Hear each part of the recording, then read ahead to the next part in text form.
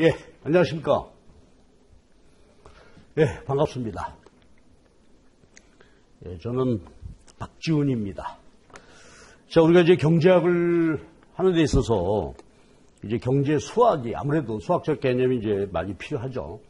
그래서 이 경제 수학에 관한 강의를 얘기를 하는데 제목을 제가 경제 수학 기초 이렇게 붙였죠. 경제 수학 하게 되면 경제학과, 가게 되면 경제 수학이라는 그 과목이 따로 있어가지고 1년 동안 배우는 그런 것인데, 자, 우리는 우리 시험 보기 위해서 필요한 그저 경제 이론에 이제 분석하는 데서 수학적인 그 접근 방법을 우리가 말씀드리도록 하겠습니다. 근데 이제 우리가 보게 되면 경제학 첫 시간에 하듯이 이제 경제 이론은 서술적으로 표현되고 수리적으로 분석하고 그다음에 그림으로 이것도 보여주게 된다. 그래서 세 가지가 이제 혼합돼서 이게 경제학의 방법론이 되겠죠. 서술, 수리, 그다음에 이제 그래프인데, 학교 강의 같으면 이제 학부 강의요. 그러니까 대학교 4학년까지. 그때 학부 강의는 이제 주로 수리적인, 그다음에 그래프 같이 가지만 경제학 대학원 가게 되면 이제 그래프 그리지 않고 전부 수리적으로 진행이 되게 되죠. 근데 이제 경제학은 그러다 보니까 어차피 모든 이론이 전부 수리적으로 표현이 되죠. 함수로 표현이 된단 말이죠. 자, 그러다 보니까 이제 우리 시험 문제도 계산 문제가 출제가 되죠. 그래서 경제학에서 피할 수 없이 경제 이론 공부할 때 이제 수학적인 개념, 또 경제학에서 사용하는 경제 수학의 기본 개념을 좀 알아야 되는데, 이게 이제 경제학을 처음 하시는 분들한테 큰 걸림돌이죠.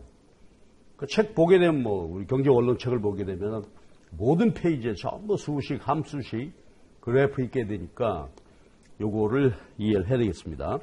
그래서 제가 이제 경제 수학 기초 요 강의는 한 몇 년에 한 번씩 촬영을 해서 올리는데, 이건 변화하고 개정되고 하는 거 없겠죠. 그렇지만 이제 조금씩 조정해서 변화하게 되는데, 제가 오랜만에 요 강의를 새로 찍게 됐어요. 한 3년 정도 된 것 같은데요. 4년 정도 됐을까요? 그래서 새로 또 너무 올드 버전이고 해서 경제 수학에 대한 말씀을 드리도록 하겠습니다. 자, 근데 이제 여러분이 대개는 아마 경제학을 어느 정도 공부해본 경험이 있으시고, 그러다 보면 아무래도 이제 수리적인 분석도 일정 정도 경험이 있으실 거고, 그래프도 일정 정도 해석할 수 있는 능력을 갖고 계실 텐데, 혹시 그렇지 않은 분들이라면 경제학을 아직 내가 경제 원론 공부해 본 적이 없다. 예, 그런 분이라면은 제 강의 전반부 정도 해서 미분 도함수 그런 개념 정도는 정확히 이해하시고, 그다음에 이제 이게 들어두셨다가 나중에 경제학 공부 제대로 시작하실 때 참고하시면 좋을 것 같습니다. 그리고 지금 이제 경제학 공부가 어느 정도 일정 되신 분들이 수강하신다면은 이 강의를 재밌게 들으실 수 있을 것 같아요. 우리가 이제 맨날 이윤극대화 조건, 효용극대화 조건 그 얘기를 하는데, 이게 수리적으로 그러한 균형 조건이랄지 이제 수리적인 공식들이 어떻게 도출되는지 그 배경을 알 수 있어서요. 그리고 또 그 배경 안다는 것은 우리 경제학 공부하는데 굉장히 유용합니다. 자, 그래서 여러분들이 이 강의를 처음 시작하시는 분들이거나 경제학을, 아니면 경제학을 내가 이제 어느 정도 일정 정도 공부는 했는데 이 수리적인 분석이나 또 이제 계산 문제, 우리 경제학 시험이 어느 시험이나 객관식 시험에 또 주관식은 더 말할 나위 없고요. 전부 이제 수학으로 하게 되죠. 그래서 제가 지금 5급 공채 강의인데, 실제로 5급 공채 강의에는 여기서 다루는 이 수학보다 내용은 똑같아요. 내용은 똑같은데 그 수학적인 표현이 좀 강화돼서 서술적으로 써야 되니까 그런 부분이 있는 것이고, 그 다음에 이제 객관식이요. 공무원 7급 준비하시는 분들, 그 다음에 각종 자격증 있죠. 공인회계사, 감정평가사, 또 우리처럼 이제 공인노무사 공부하시는 분들 반드시 필수적이고, 그 다음에 이제 제가 교원 임용해서 일반사회 전공 선택하시는 분들 강의를 하는데, 거기도 이제 경제에서는 수리적인 이해가 안 되면은, 그렇죠, 공부하기가 어렵죠. 그래서 되게 그렇게 포괄하는, 그래서 경제 수학은 어느 시험을 준비하시든지 똑같은 내용이 되겠죠. 그래서 관심을 가지고 한번 봐주시기 바랍니다. 그럼 제 그 교재 구성은 한 30페이지 정도 유인물 간단하게, 컴팩트하게 제 구성을 했는데, 우리가 하는 목적이 이제 경제학을 수리적으로 잘 이해해서 그리고 원만하게 시험에 합격하는 것이 목적이니까 우리 시험과 관련돼서 제가 체제를 그렇게 잡았습니다. 유인물 좀 보실까요? 그럼 첫 번째가 이제 도함수 미분법. 이거 얘기만 들어도 가슴 답답하죠. 그렇죠? 도함수 미분하고 하는 것인데, 근데 이제 우리 요즘은 대개 이제 고등학교에서 미분법을 다 배우셨기 때문에 큰 어려움은 없을 거라고 생각됩니다. 그래서 일단은 이제 도함수 미분 요거 정리한 다음에 그 다음에 7페이지 보시면 경제이론의 수리적인 표현. 아까 말씀드렸듯이 경제이론이 이제 수리적으로 표현되고 함수죠. 함수식으로 이렇게 표현되고 그 다음에 이제 그림으로 그리게 되는데 그 내용을 좀 하도록 하겠습니다. 그래서 두 번째 주제에서는 경제이론의 수리적인 표현. 그 다음에 이제 그림 그리기. 대개 이제 수요 공급 함수를 가지고 이렇게 보시고요. 그래서 이론과 관련된 얘기를 좀 보시고 그 다음에 이제 세 번째 주제가 18페이지예요. 최적화 문제죠. 옵티미제이션 하나 최적화인데 이 최적화 문제가 이제 수리적인 개념을 조금 정리해 두는 것이 이해하는 데 참 좋단 말이에요. 그래서 이제 최적화하게 되면 우리가 맨 분석하는 게 경제학에서 효용 극대화, 또 주어진 비용으로 생산량 극대화, 이윤 극대화. 근데 이윤 극대화도 생산물 시장에서 기업의 이윤 극대화 문제하고 그다음에 요소 시장에서 기업이 고용할 때 극대화 문제죠. 그래서 경제학은 사실 보게 되면 특히 이제 미시경제학은 전부 극대화 문제죠. 뭐 우리 소비자들 효용 극대화에 의해서 수요 곡선 도출되고 공급 곡선은 생산자 균형이죠. 주어진 비용으로 생산량 극대화, 그로부터 비용이 도출되면 그 비용 함수를 전제로 해서 이윤 극대화. 그렇죠. 요소시장 마찬가지로. 자, 그래서 이 극대화 문제는 경제학에서 굉장히 중요한 것이고요. 경제학 전체를 포괄하는 개념이라고 볼 수 있겠어요. 그래서 극대화 문제에 대해서 조금 말씀드리고, 그 다음에 이제 네 번째 주제, 우리 유인물로 27페이지인데요. 변화율이죠.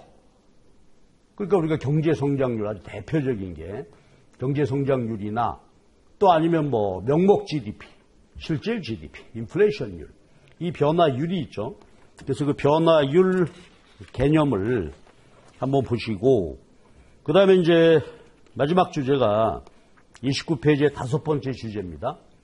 수열과 급수. 저도 그랬습니다만은 고등학교 수학하면서 제일 따분하고 하기 싫은 게 이 부분이죠. 수열, 급수. 근데 여기서는 뭐 우리 간단하게 개념만 보고 우리 경제학에서는 이제 승수가 중요하죠. 멀티플라이라고 하는 거예요. 그러니까 재정정책의 뭐 정부지출 승수, 그 다음에 통화 승수. 그렇죠? 그래서 이런 것을 다루는 것의 기초 개념이, 기본 개념이 수열과 급수로부터 시작되기 때문에 이 얘기를 하도록 하겠습니다. 그래서 전체적으로 보면 뭐 기본적으로 제일 중요한 게 이제 미분법, 그죠? 도함수, 이 개념을 아는 것이고, 그거를 쭉 경제 이론에 적용하는 것인데, 한 5개 주제 정도가 되겠습니다. 경제 이론의 수학적인 적용, 최적화 문제, 그 다음에 승수 문제, 변화율, 이런 것들인데요. 경제 수학 기초를 얘기를 하면서 이게 조금 한 발짝 더 들어가게 되면 경제학과에서 하는 것처럼 굉장히 깊어지게 됩니다. 저는 우리가 흔히 알고 있는 그 극대화 조건, 이거 도출하는데 수학적인 배경만 간단하다 말씀드리고요. 그리고 실제 그 우리가 문제풀이에 적용하고 하는 것은 그 어떤 법칙의 수리적인 도출 과정까지 우리가 완벽하게 이해할 필요는 없잖아요. 객관식 시험을 준비한다든지 또 서술형 시험을 답안을 쓰는 경우에도 그렇죠. 그 시험 답안에다 그 과정까지 전부 수리적인 과정을 도출할 필요는 없습니다. 자, 그래서 이 정도 가지고 정리를 해 주시면 경제 공부하는데 수학적인 걸림돌은 어느 정도 없지 않을까 그렇게 생각합니다. 자, 그리고 요거는 이제 우리가 그렇죠. 개방 강의죠. 그러니까 여러분들이 수시로 공부하시다가 이 해당되는 부분이 자, 이해가 안 된다 수리적으로 그러면은 이 강의를 참조해서 보시기 바라고요. 그 다음에 유인물을 제가 가능하면 자세하게 이렇게 쭉 써놨는데요. 그 유인물 다운 받으셔가지고 옆에 두시고 필요할 때. 근데 이제 경제학 공부가 어느 정도 무르익게 되면 이거 그렇죠? 필요 없죠. 그때는 뭐 다 아는 내용이 되니까. 그래서 경제학 공부에 좀 도움이 됐으면 하는 바람입니다. 자, 그럼 얘기를 시작해 봅시다. 경제 수학인데 이거 뭐 깊고도 깊은 내용이에요. 그래서 기초라고 했고요. 첫 번째가 도함수예요. 도함수. 그 다음에 이제 미분법. 요것에 관한 얘기인데요. 우리가 이제 도함수, 미분, 수학에서 얘기할 때 정확히 구분되는 개념이지만은 우리는 그냥 같이 쓰죠. 도함수, 미분. 그런 이제 개념 정리를 한번 해보십시다. 먼저 도함수가 뭐냐 하는 얘기죠. 도함수는 유도된 함수다 이 말이에요. 그러니까 원함수, primitive function이 있을 때 원래 함수, 원시 함수가 주어져 있을 때 그것으로부터 유도된 함수. 그래서 거기 영어로 보면은 derived function 그러죠. 원래 함수가 있고 유도된 함수인데 자, 여기를 이해하는 게 이제 두 가지 개념입니다. 차분, 목, 그 다음에 도함수 하는 얘기인데요. 이거 우리가 아는 내용이에요. 그렇죠? 한번 거기에 유인물 보실까요? 차분, 목은 quotient라고 하는 거죠. difference quotient인데 자, 도함수를 이해하기 위해서 먼저 이제 차분, 목. 그럼 일단 함수를 이해하는 게 중요하죠. 자, y = fx다. 그리고 보통 이렇게 이제 함수를 쓰지 않습니까? 그랬을 때 여기서 x는 독립변수죠. 그리고 y가 종속변수. 자, 그러면은 의미는 x가 구체적으로 어떤 값을 갖게 되면 그에 따라서 y 값이 결정이 되는 거죠. 수리적으로. 그리고 여기 펑션이라고 하는 것은 함수 관계라는 얘기죠. 그러니까 y는 x와 함수 관계에 있다. 그럼 펑션이라는 것은 뭐냐? 아주 다양한 형태를 갖수 예를 들어서 이게 구체적으로 함수다 그러면은 얘가 독립변수, 얘의 값이 정해지면 y가 결정이 되는 거죠. 근데 함수 형태는 여기 포괄적으로 얘기한 거고 다양하게 쓸 수 있겠죠. 이렇게 놓으면 독립변수가 정해지면 곱하기 2한 것이 y값이 된다. 종속변수죠. 스퀘어, 뭐 빼기 100, 또 뭐 플러스 x의 3속. 그러니까 함수 형태는 얼마든지 다 다양한데 하여튼 기본은 x가 독립변수가 되는 거죠. 얘는 제멋대로 아무값이나 가질 수 있게 되고 그러면 y는 요 함수 형태에 따라서 결정이 되는 거니까 종속변수 이런 말 하게 되죠.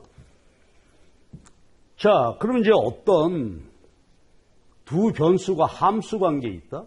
x에 의해서 y가 결정이 된다. 그럼 우리가 함수 관계가 존재한다고 하게 되면 가장 알고 싶은 게요. 그렇죠?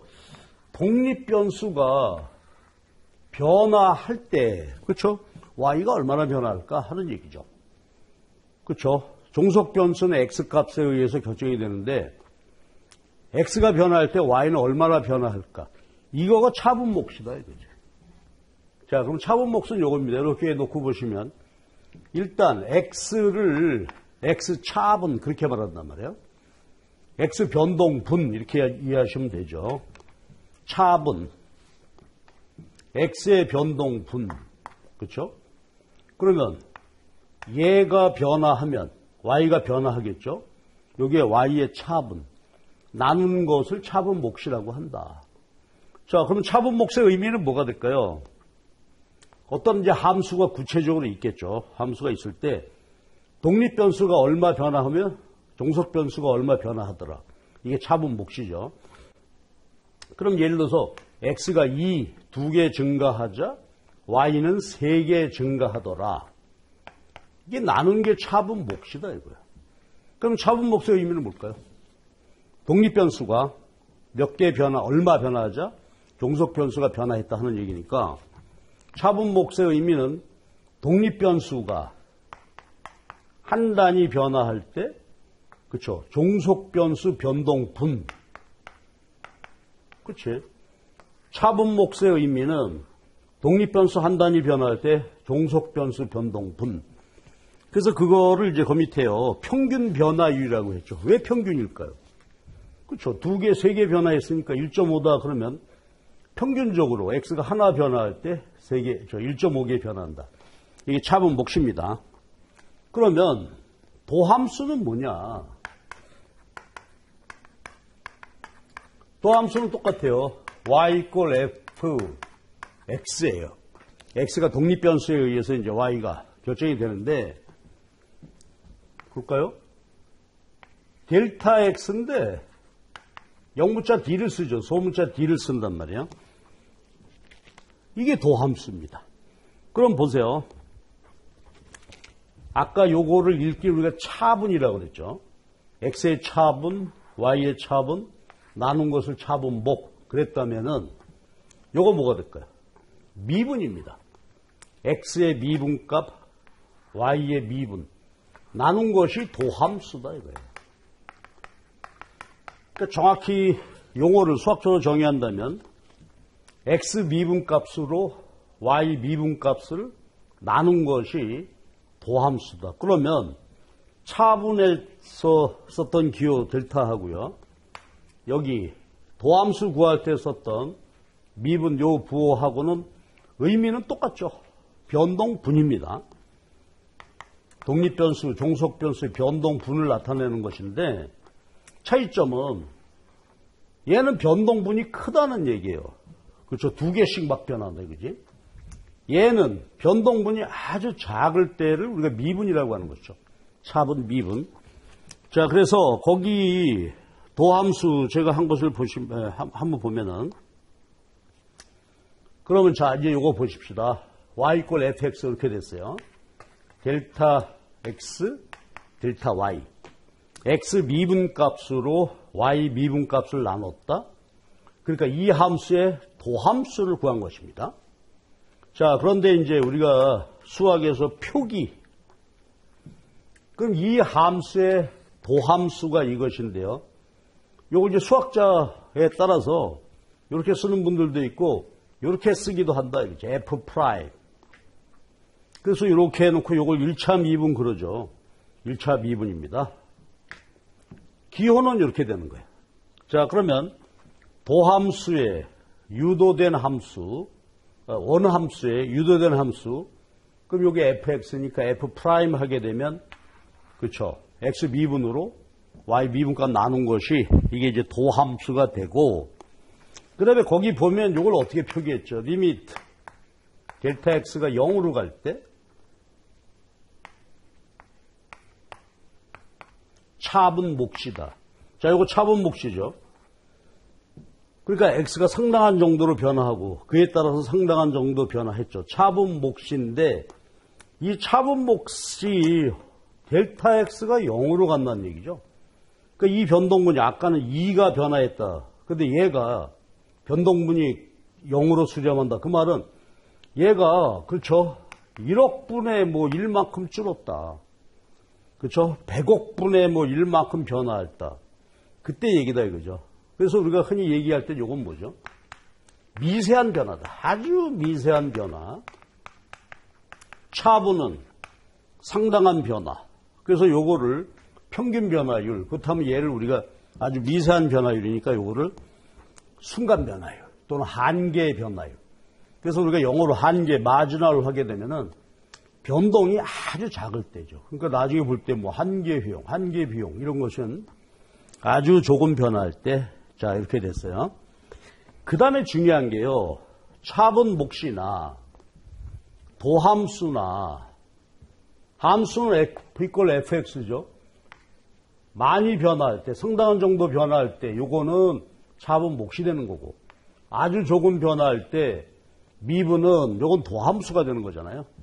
그럼 이제 우리가 아는 대로 함수를 그래프로 표시해 보면 자, 수학적 관행은 독립변수를 수평축에 그리죠. 종속변수를 수직축에 그리죠. 그러면 예를 들어서 그림을 한번 그려보자 말이에요. 이렇게 됐을 때 자, 그러면 차분 몫이나 아니면 도함수를 놓고 보게 되면 그림으로 보게 되면 어떻게 돼요? 나눈 것이죠. 높이 나누기 밑변이 된단 말이에요. 그러니까 그림으로 보시면 어때요? 자, 밑변이 차분 목수를 보게 되면 델타 x, 델타 y가 되죠. 도함수로 보게 되면 요 점이죠. 그러니까 순간 변화율이다 이거지. 요거는 그쵸? 차분, 변동분이 꽤 클 때. 그렇게 놓고 보게 되면 아까 순간 변화율을 했으니까 요때는 요 기울기가 되겠죠. 요거 한번 보시면 요게 높이가 되고 요게 밑변이 되잖아요. 탄젠트 알파가 바로 이 선의 기울기가 이게 도함수가 된다 이거지. 자, 그래서요. 자, 이제 차분목 도함수의 의미를 마무리해 봅시다. 수학적인 의미는 독립변수가 한 단위 변화할 때 종속변수 변동분 차분목시죠. 그러니까 얘는 평균 변화율이다 이거예요. 평균 변화율이고 도함수는 델타 x가 0으로 수렴할 때 그러니까 아까 얘기했듯이 뭐 1억분의 1, 100억분의 1 그렇게 조금 변한 것이죠. 순간 변화율인데 차분목시나 도함수나 그림을 그려놓고 보게 되면 이 선에 어떻게 될까요? 기울기가 된단 말이죠. 그렇죠? 높이 나누기 밑변. 요거는 한 점의 기울기가 되는 거고 요건 두 점 사이의 기울기가 되겠죠. 예. 기울기가 됩니다. 자, 그럼 여기서 한번 보시고 갈까요? 그럼 만약에 차분목시나 도함수가 플러스다.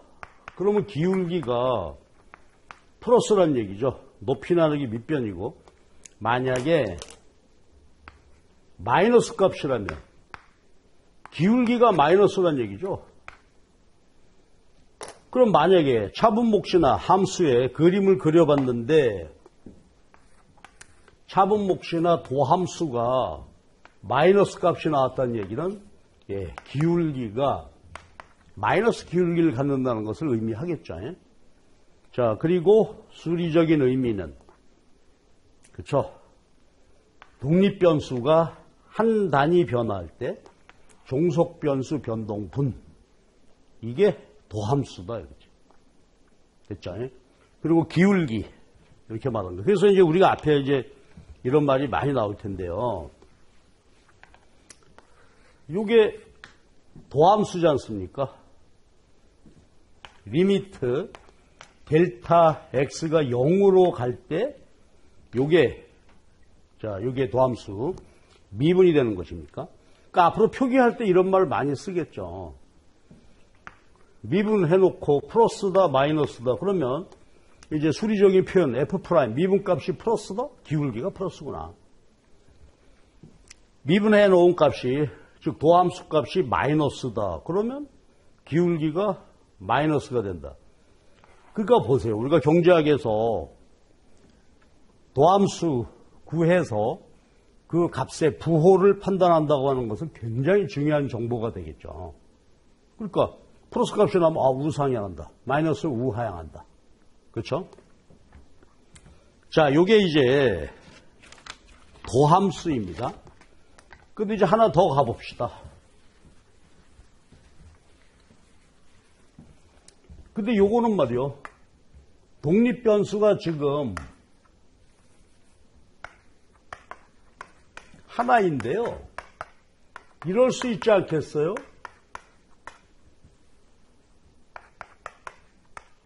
두 개. 그렇죠. 독립변수가 하나가 아니라 여러 개야. 여기 두 개만 해놨습니다. 뭐 셋이 될 수도 있고 네 개가 될 수도 있겠죠. 그럼 이제 수리적인 의미는 뭐죠? 독립변수. 얘가 y의 크기를 결정한다는 얘기죠. 그런데 하나가 아니라 두 개다. 자, 그러면 이 개념으로 가보자고. 그러면 독립변수가 하나일 때 이렇게 표시했는데요. 여러 개일 때 도함수를 우리가 편도함수라고 하는 것이죠. 그렇죠? 그 밑에. 그럼 한번 보실래요? 요거 내가 한번 써볼게요. 그럼 아까 요대로 써보게 되면 도함수 델타 x가 변화할 때 델타 y 근데 요걸 아까 우리가 F'이라고 했었죠. 그런데요, 독립변수가 여러 개야. 그러니까 우리는 독립변수가 여러 개일 때는 partial, 요 기호를 쓰게 되는 것이다. 그리고 요거를 F 하첨자를 이렇게 표기하게 되죠. 그러니까 독립변수가 여러 개일 때는 한 개일 때 그냥 이렇게 하면 되는데 써보고 할까요?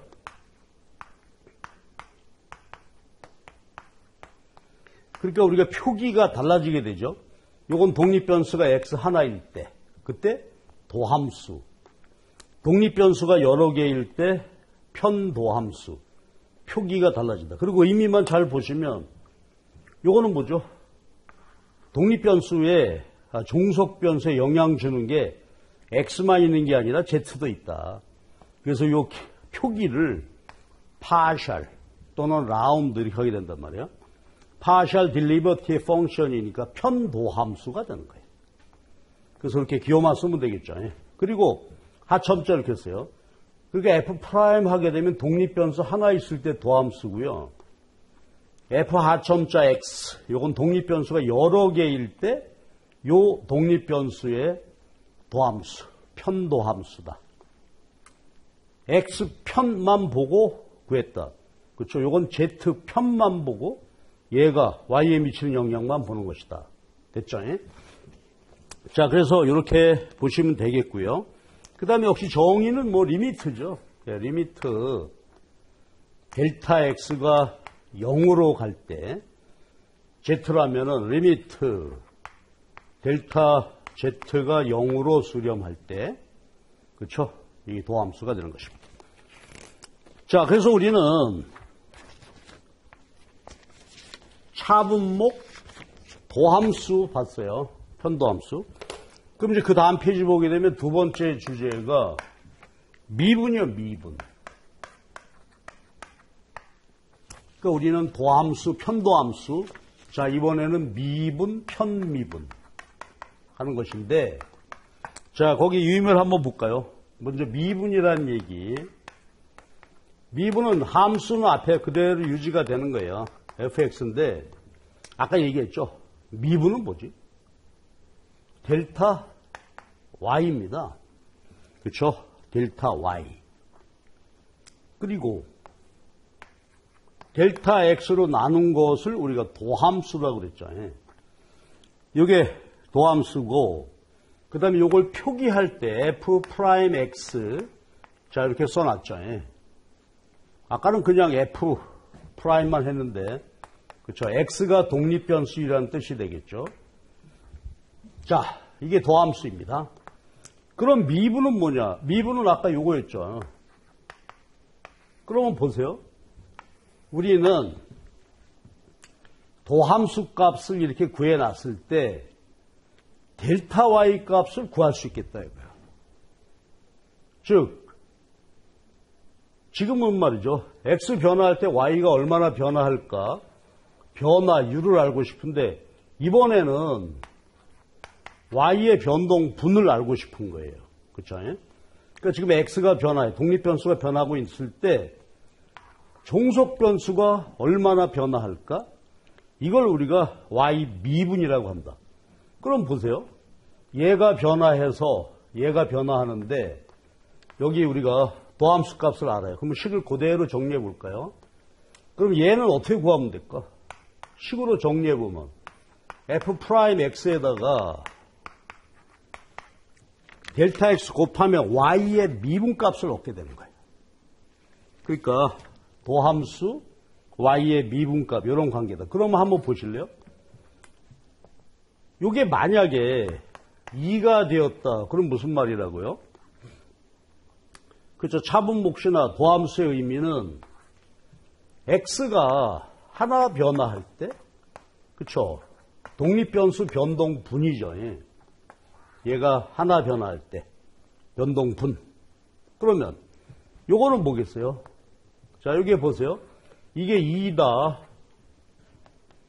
그러면 x 한 단위 변화할 때 y가 두 단위씩 변화한다는 것인데, 그런데 x가 하나 변화할 때 도함수죠, 이게. 그러면 x가 여러 개 변한다. 만약에 x가 5개 변화했다. 그러면 전체 y 변동분은 10개 나오지 않겠어요? 그래서 미분이라고 하는 것은 어때요? 독립변수가 변화할 때, 그쵸? 얘가 한 단위가 변하는 것이 아니라, 그쵸? 하나만 변하는 것이 아니라, 뭐 3개 증가할 수도 있고, 10개 증가할 수도 있고, 그렇잖아요? 3개 감소, 10개 증가. 그러면 이 값이 이제 주어졌을 때, x의 변동분이 주어졌을 때, 그때 종속변수 변동분의 크기를 알아보자는 것이 이게 미분이다, 이 말이에요. 그쵸? 예. 그래서 미분 연산, 그 용어 한번 보죠. 미분 연산은 미분을 구하는 과정이다. 이렇게 도출된다. 이게 미분 연산이라고 해요. 자, 그럼 이제 보십시다. 앞으로 이제 우리가 연습할 건데, 그러면 x가 변화할 때 y가 얼마나 변하는가, 이걸 알고 싶으면 우선 어떻게 되죠? 도함수를 구해서 도함수에다가 x 변동분 곱하면 되겠죠. 이걸 우리가 미분 연산이라고 해요. 그럼 바로 이어서 보겠습니다만, 어떤 함수가 주어져 있을 때 미분 값을 알고 싶으면 우선 뭐부터 해야 될까? 그렇죠. 도함수를 구해야 되죠. 도함수를 구해야 되겠습니다. 그럼 이제 함수가 주어질 때 도함수가 어떻게 도출될까? 어떻게 구해질까 하는 것은 이제 공부가 돼야 되겠죠. 근데 아까 얘기했듯이 요거 우리 공부 고등학교에서 다 했다 이 말이죠. 자, 요것을 뒤에서 보기로 하시고요. 자, 이게 미분이에요. 자, 그러면 아까 여기 편도함수 이렇게 했는데요. 그럼 편미분은 뭘까요? 이렇게 정리해 주시고, 편미분은 이제 독립변수가 하나가 아니라, 그렇죠? 여러 개이다 이거지. 그러면 보세요. 아까 여기 보실까? 요거 편도함수죠. 그럼 편도함수의 의미는 뭐다? 만약에 얘가 2다 그러면은, 그렇죠. 독립변수 x가 한 단위 변화할 때 종속변수가 2단위 변화하더라. 그런 뜻이죠. 기호는 이렇게도 쓰고 이렇게도 쓰고.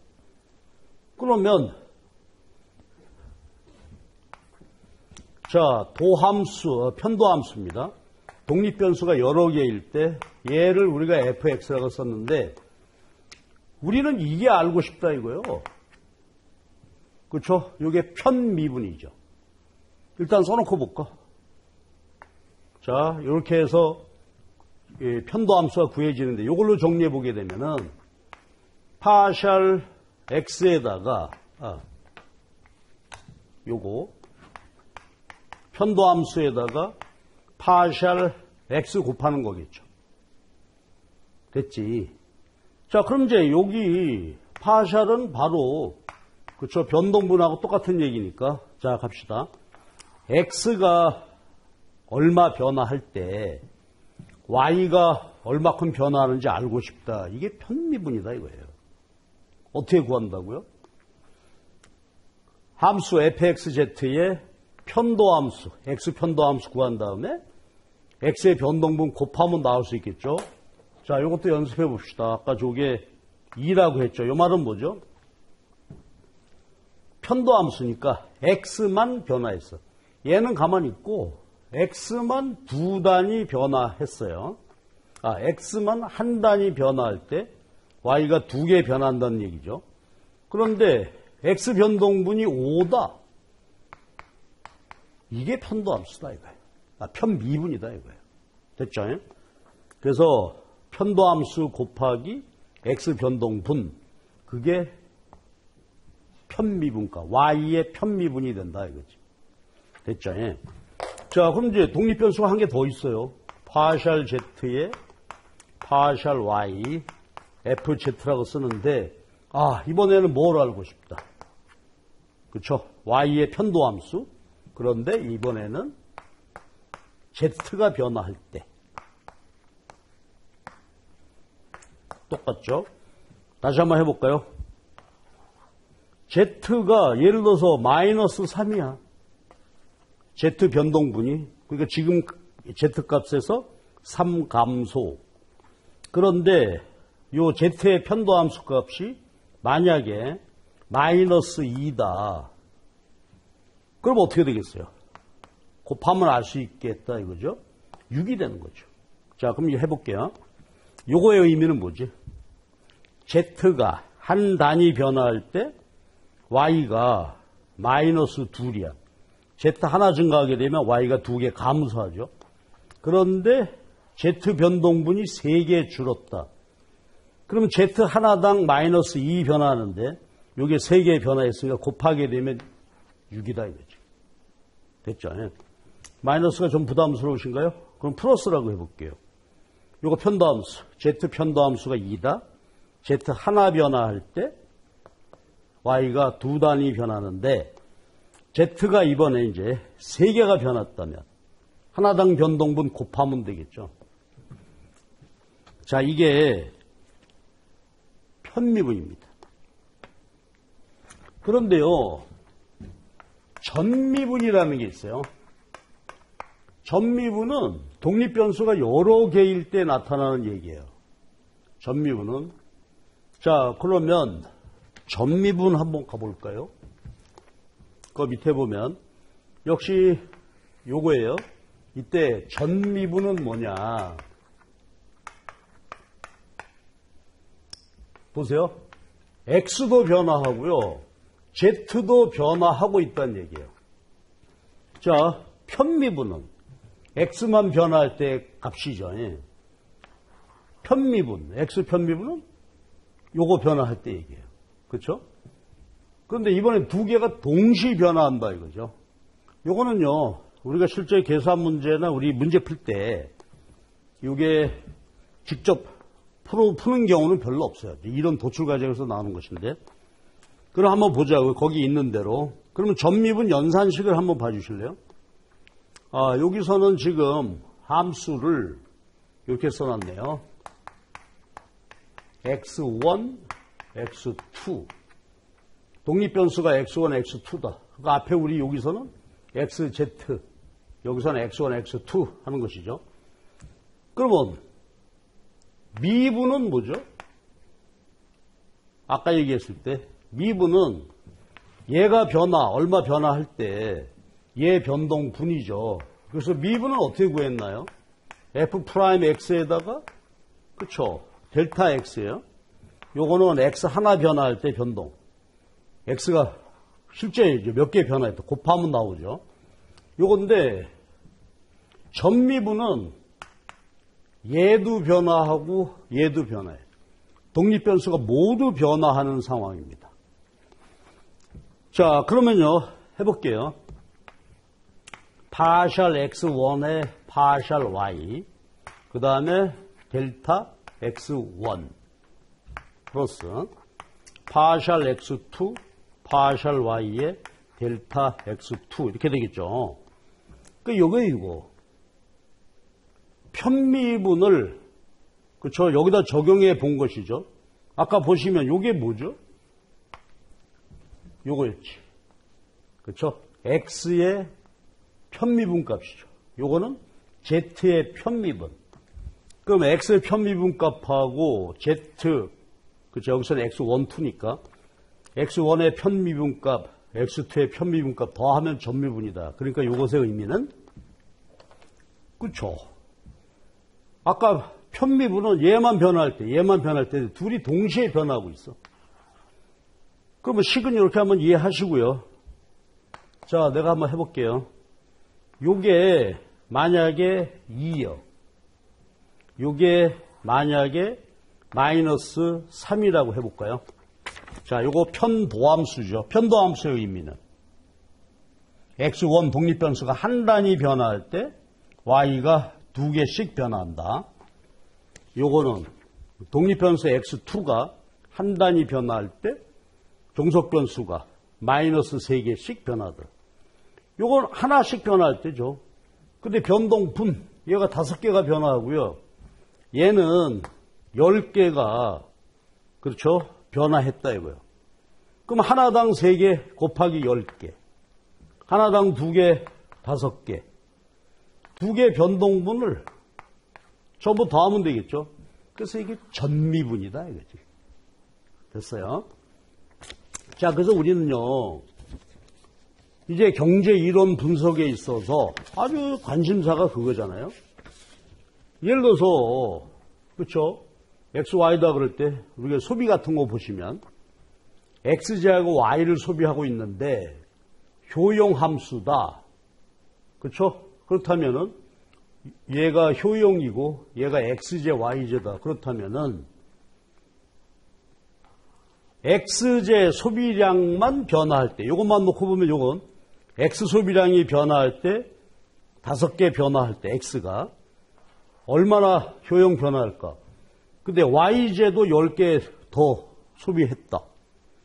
그럼 X에 따른 효용 변동분, Y에 따른 변동분, 그러니까 미분을 더한 거죠. X제 미분, Y제 미분 더하게 되면 전미분이죠. 그러니까 XY로 표현해 볼게요. X제 5개 늘리고 X제, Y제 10개 더 소비하게 되면, 그렇죠? 소비하게 되면 그러면 전체 효용은 여기 좀 부자연스럽긴 하지만요. 아우, 이게 좋지 않다. 미안합니다. 부호 3으로 바꿀게요. Y제 하나 더 소비할 때 효용이 3씩 증가하는 거죠. 열이니까 요거 30, 10 더해서 40이 된다. 이런 뜻이겠죠. 그러니까 이게 X 하나 추가할 때 효용이 2씩 증가하는데 5개. Y제 하나 소비할 때 3씩 효용이 증가하는데 10개. 그러니까 X 5개 더 소비하고 Y제 10개 더 소비할 때 증가한 총 효용은 40 유틸리티다. 그렇죠? 이렇게 된단 말이야. 자, 그러면 우리 지금 여기서 말씀드린 거예요.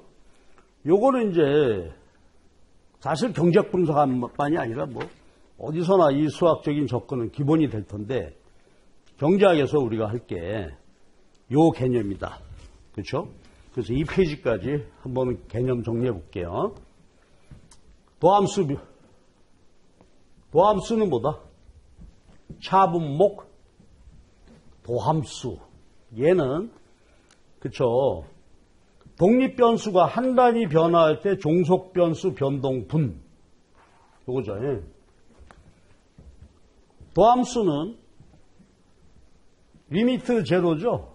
그러니까 아주 조금 변화할 때 개념이 도함수고, 편도함수, 독립변수가 여러 개일 때 각각의 도함수를 편도함수라고 하는 것이고, 그 다음에 미분이죠.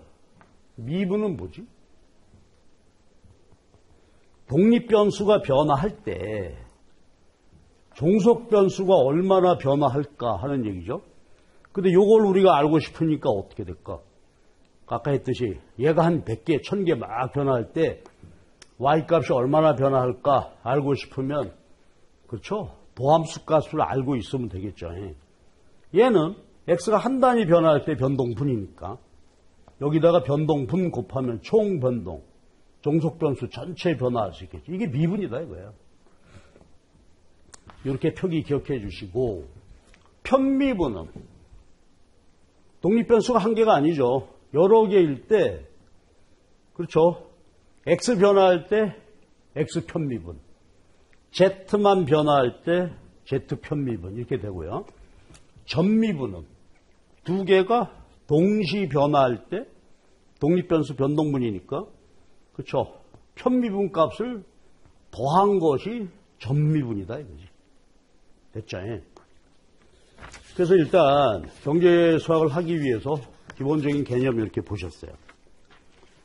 그러니까 우리는 책을 읽고 경제 공부하고 할 때 뭐 우리가 맨날 보면 미분, 도함수 이런 말 나오는데 그것이 뭐냐 하는 얘기죠. 근데 이제 마지막 말씀 드릴게요. 근데 가만 보면 말이에요. 미분하고 도함수라는 개념은 다르지만 우리는 실제 용어 쓸 때는, 저도 이제 강의를 하거나 또 아니면 책도 마찬가지, 책을 서술하실 때 교수님들이 구분 없이 쓴단 말이에요. 그렇죠? 도함수, 미분 이런 말 하지 않고 미분한다. 그래서 내용을 그렇게 보시고요. 그러나 이제 수리적인 내용은 정확하게 이렇게 했어요. 차분, 도함수, 편도함수, 미분, 편미분, 전미분. 그렇죠? 요거 용어 알고 있으면 책 읽을 때 여러분 좀 쉬울 수 있겠죠. 자, 그 다음입니다. 그러면 이제 우리 미분 법칙, 즉 도함수 구하기예요. 도함수를 구한다. 그렇죠? 아까 요거죠. 어떻게 구할까? 함수가 구체적으로 주어졌을 때. 그 다음에 미분값 구하기. 근데 미분값 알려면, 그렇죠. 도함수 알면 되죠. 그래서 이제 3페이지가 미분 법칙, 미분법, 도함수 구하기, 미분 구하기. 그럼 이제 함수가 구체적으로 주어지게 되면 이게 어떻게 되느냐 하는 문제죠. 자, 그러면 이제 이게 우리가 실질적으로 공부거리예요. 우리가 시험 문제에서 함수가 주어지게 되면 구해야 되잖아요. 미분해서 값을 알아야 뭐 기울기도 구하고 탄력도도 구하고 하지 않습니까? 그래서 미분법, 미분 법칙인데요.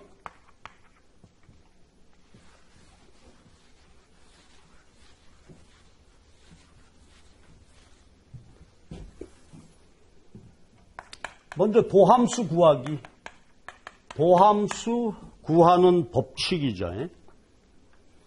도함수 구하는 법칙인데요. 먼저 상수함수라고 써놨어요. 아무것도 아니죠, 뭐. 보세요. y가 어떤 상수값이다. 예를 들어서 100이다. 그러면 어때요? 독립변수가 없죠. 독립변수가 없어요. 보통 함수가, 그쵸? x에 따라서 y가 결정이 되는데 x가 없고 그냥 y 값이 어떤 상수항이 되는 거예요. 그러면 보세요. 아까 도함수가 이거였잖아요. x 미분 값으로 y 미분 나누게 되면 도함수인데 도함수의 의미는 그쵸? x가 하나 변화할 때 종속변수 변동분인데 x가 없잖아요. 상수일 뿐이야. 그러니까 이게 제로가 되겠죠. 독립변수가 없으니까. 그래서 상수함수, 상수값은 그냥 사라지게 되는 것이죠. 이건 뭐 상식이 되고. 자, 그 다음에 여기서부터 우리가 요거 우리 고등학교에서 배웠던 거죠. 미분법, 미분법칙. 근데 우리가 이제 수학적 용어를 빌면 독립변수가 하나일 때 이게 일변수 멱함수다. 멱은 지수함수라는 얘기죠. 그러니까 1차, 2차 할 때 멱, 파워 펑션이라고 하죠. 뭐 아무것도 아니죠. 그러니까 독립변수가 하나이다. 오로지 한 개일 때 그러면 함수 형태가 fx인데 구체적으로 보니까 a 플러스 b에 x에 알파 이렇게 되어 있잖아요. 이게 멱함수죠. 멱. 독립변수는 x예요. 하나만 있습니다. 그리고 이게 멱이죠. 파워 펑션이야. 알파 차. 이게 1이면 1차. 알파가 2면 2차, 3이면 3차 이렇지 않습니까? 그게 되고, 그러니까 여기서 보면 이제 A, B 상수값이 되고, 알파도 역시 파워, 지수인데 상수가 되겠죠. 그러면 이제 보십시다. 요게 우리가 미분법 공부하는데 기본이 되는 것이죠. 자, 이거 미분하세요. 그러면요. 상수항이죠. 얘는 그렇죠? 사라지게 되죠. 상수항의 미분값은 제로야. 자, 요게 이제 문제인데 미분법 우리가 알죠. 이렇게 주어져 있을 때 요거 차수라고 그러죠. 오더. 차수 곱하기 개수. 요걸 개수, 파라미터. 요거 오더, 차수. 그렇게 한다면 차수를 앞에 개수에다 갖다 곱하고 한 차, 내림차 하는 거죠. 1차. 이게 미분법이에요. 요것만 알면 미분 다 하는 거죠, 우리가 앞으로. 자, 그럼 다시 한번 해볼까요? 독립변수가 하나이고 몇 함수이다. 이렇게 되었을 때, 차수 곱하기 개수 빼기 1차. 한번 써볼까요? 그럼 알파에 b 곱하고요. x에 알파 빼기 1이니까 이게, 그쵸? 이게 도함수 구하는 것입니다. 그쵸? 그러니까 요 함수의 도함수 델타 x, 델타 y, 여기에 또 다른 표기로는 fx 이랬죠. 이게 차수 곱하기 개수 빼기 1차로 구한다. 이게 요게 된다는 얘기죠. 자, 그럼 우리가 아는 거니까 한번 달려볼게요. 예제 한번 보면 되겠네요. 예제에 그 밑에 y가 3x다. 자, 이렇게 표기되어 있습니다. 그러면 얘는 1차식이죠. 그러면 f 프라임 x의 도함수란 그렇죠? 델타 x, 델타 y 나눈 것이다. x 하나 변화할 때 y 변동분 구하는 것인데 어떻게 한다? 이렇게 써놓고 할까? 1차니까 차수 곱하기 개수 빼기 1차. 요게 미분법이죠. 그러면 1 곱하기 3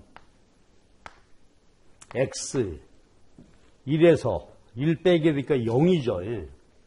근데 우리가 알다시피 어떤 변수의 0차 0은 1이 되죠.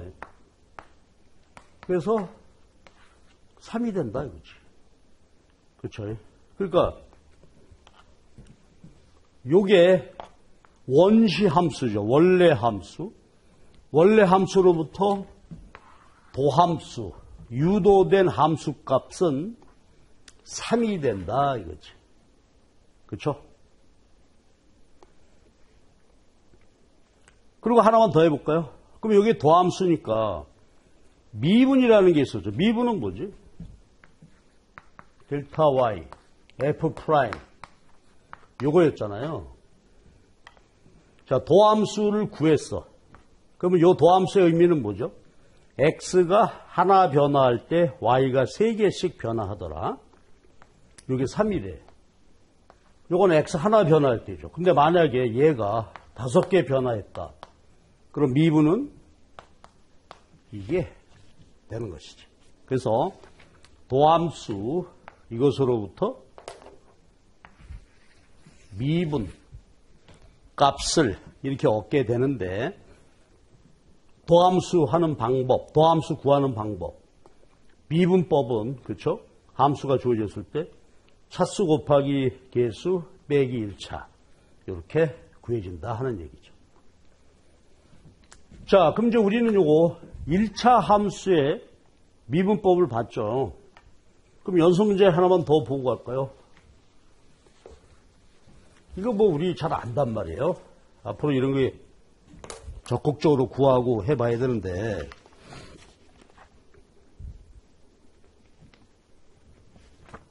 두 번째 예제입니다. 앞에 거는 예제를 제가 가능하면 풀어보도록 할게요. 처음에 여러분도 적극적으로 동참해서 이렇게 돼 있대요. 그럼 f 프라임 도함수를 구하서 델타 x, 델타 y 값을 구해라. 어떻게 한다고? 상수니까 이건 제로가 되겠죠. 자, 요거를 미분해야 되죠. 그럼 마이너스 얘를 잘 표기해 보면 1 곱하기 x의 스퀘어가 되잖아요. 요거 미분법이 뭐였죠?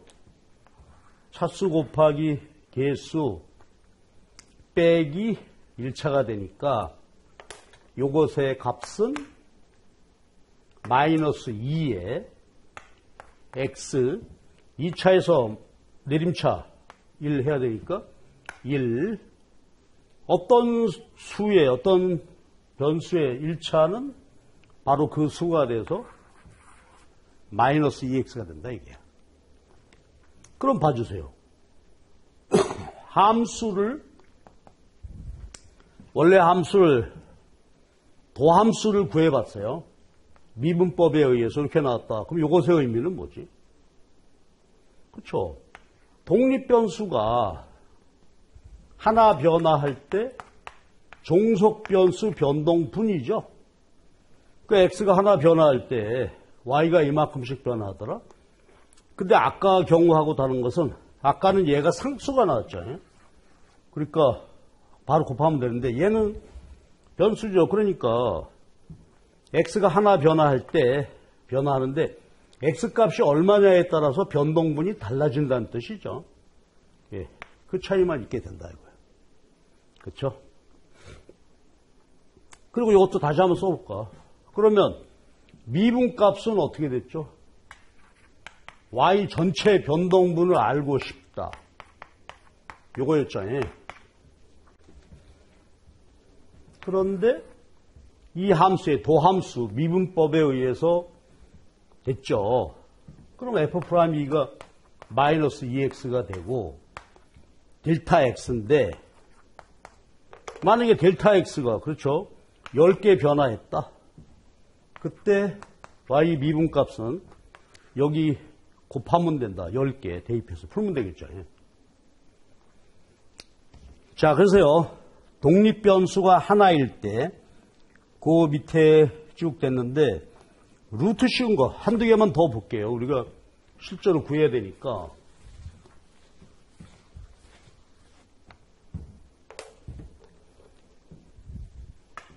y 이퀄 3에 4의 루트 x다. 우리 이제 루트, 우리가 복잡한 함수 미분하는 것은 안 나와요. 겨우 뭐 루트 정도 나오거나 이제 이런 건데 연습해보죠. 그러면 말이죠. 요거 함수식을 풀면 어떻게 되죠? 루트는 그쵸? 이렇게 되잖아요. 루트는 0.5 차입니다. 그러면 f' 도함수를 구하세요. 델타 x로 델타 y를 나눠보세요. 의미는 x가 아주 조금 하나 변화할 때 y 변동분인데 자 미분법 상수항이니까 얘는 제로 얘를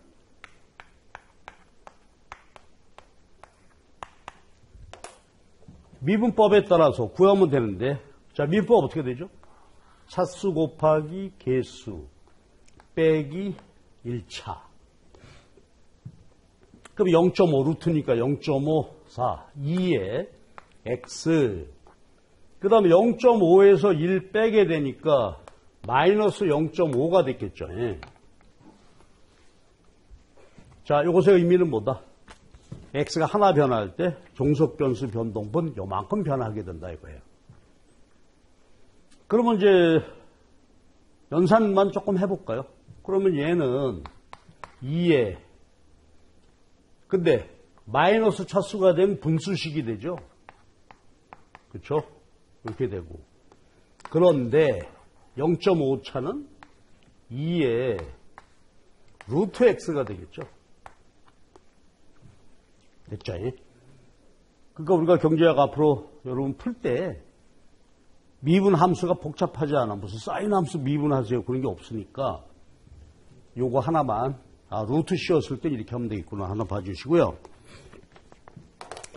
또 지수함수 나온 거 하나만 더 볼게요. y 이퀄 2 빼기 5의 x에 0.6으로 돼 있죠. 이것에 도함수를 구해주세요.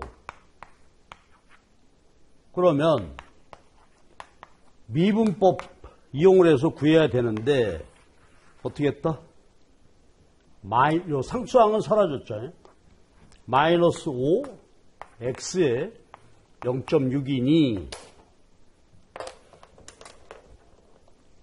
차수 곱하기 개수 빼기 1차가 되죠. 그래서 0.6에 5 곱하면 마이너스 3에 x에 0.6에서 1 빼면 마이너스 0.4가 되겠죠. 예. 이게 구한다 이거죠. 차수 1차 내림차 해야 돼.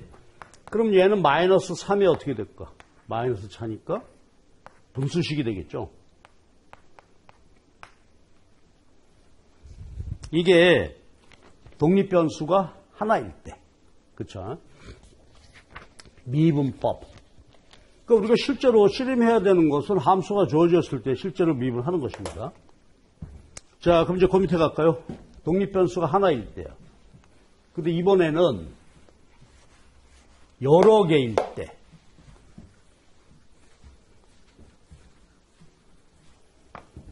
요거 우리 이제 효용함수, 생산함수 이런 거 분석할 때 필요하겠죠. 독립변수가 여럿이야, 여럿. 자, 함수를 거기 A, B에 X알파, C에 Z베타 이랬어요. 그럼 위의 함수하고 다른 점은 어때요? 위에는 A, B, X알파. 여기에다가, 그쵸? 독립변수가 하나 더 붙어 있어요, 이렇게. 여러 개일 때. 근데 이제 독립변수가 여럿인데, 첫 번째 케이스예요. 첫 번째 케이스. 다변수 합. 이거 우리가 그 옆에 써 있죠? 다변수 합. 또는 이게 마이너스라면 다변수 차. 이렇게 표현되겠죠? 일단 보자고. 그러니까 독립변수가 여럿인데 함수 형태가 이렇게 생겼다. 그러면 아까는 도함수 구하면 되죠. 그렇죠. 독립변수가 하나니까 이거 구하면 되는데 이번에는 어떻게 될까? 독립변수가 여러 개니까 이제는 편도함수를 구해야 되겠죠. 편도함수. 편도함수는 뭐였지? 요건데 기호를 달리 썼죠.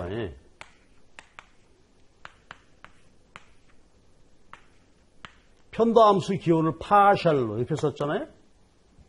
그러니까 독립변수가 여러 개일 때 x의 편도함수, z의 편도함수 이렇게 되잖아요. 그러면 미분법은 똑같다 이거예요. 그럼 보시면요. x는 요거죠. 그럼 나머지 알파, 얘는 상수항이니까 생각할 거 없고 얘는 z이니까 x 변화하는 것만 알고 싶다. 편도함수 구하고 싶다. 그럼 어떻게 하면 될까? 그렇죠. 저 함수에서 bx 알파 요것만 가지고 미분하는 것이 그렇죠? 도함수 구한 것이 편도함수다 이거예요. 그럼 어떻게 구했죠? 미분법. 차수 곱하기 개수 빼기 1차가 되니 알파에 b에 x 알파 마이너스 1이 되고 얘는 그렇죠. 다변수 함수예요. 이렇게 돼 있어.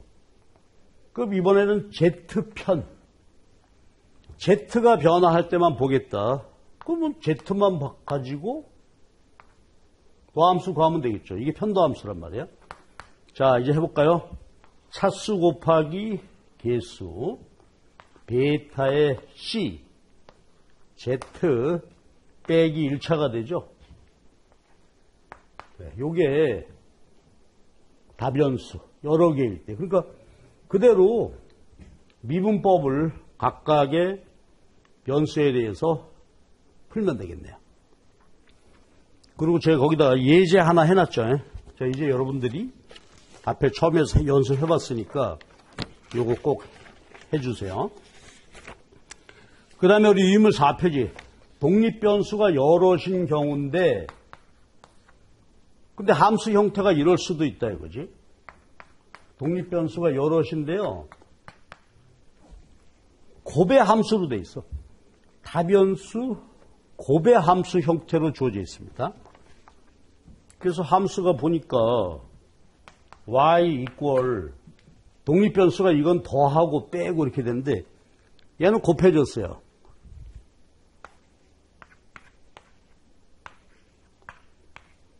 이대.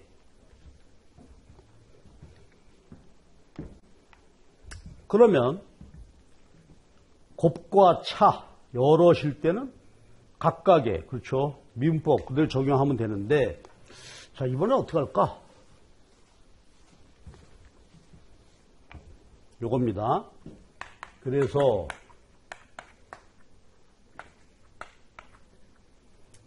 독립변수가 여러 개니까 일단 파셜 x, 파셜 y, f, x, x의 편도함수를 구하고 싶다. 그럼 보세요. x 변화할 때 y 변동분, x 하나 변화할 때 편도함수 값인데 이거 한번 갖다 놓고 해부를 해봅시다. 알파, z의 베타인데 지금 여기서 우리에게 요구하는 것은 x의 편도함수야. 즉 x만 변화할 때죠. 그럼 여기다 주목하면 되겠죠. 그렇죠. x가 변화할 때 그럼 보세요. 이 경우에는 x만 변하는 것이니까 얘와 얘는 뭐가 될까요? 상수죠. 변화하지 않고 있으니까 얘는 그대로 상수가 되고 요것만 가지고 미분하면 돼요. 자, 그럼 보시죠. 어떻게 하면 될까? 자, 이제 미분법이야. 그러면 알파 곱하기 파라메터. 이 앞에 상수항에다 곱하면 되고요. 요게 마이너스 1이 되면 된단 말이에요. 똑같죠? 그 대신 이제 곱의 함수의 경우에는 얘나 얘를 상수로 놓고 생각하면 되죠. 차수 곱하기 개수 상수들. 그 다음에 빼기 1차. 그러면 이때 편도함수 값은 알파, b 곱해지고 x 빼야 되죠. 알파 빼기 1에 z는 상수니까 그대로 있는 거예요. 그대로 상수고 x만 그렇죠? 이렇게 미분해서 값을 얻어지게 된다 이거지. 그럼 이번에는 z.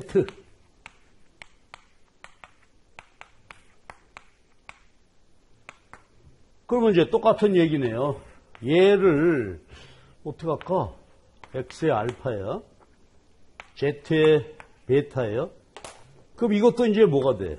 z만 변화할 때를 기준으로 도함수를 찾는 거니까 상수가 되겠죠.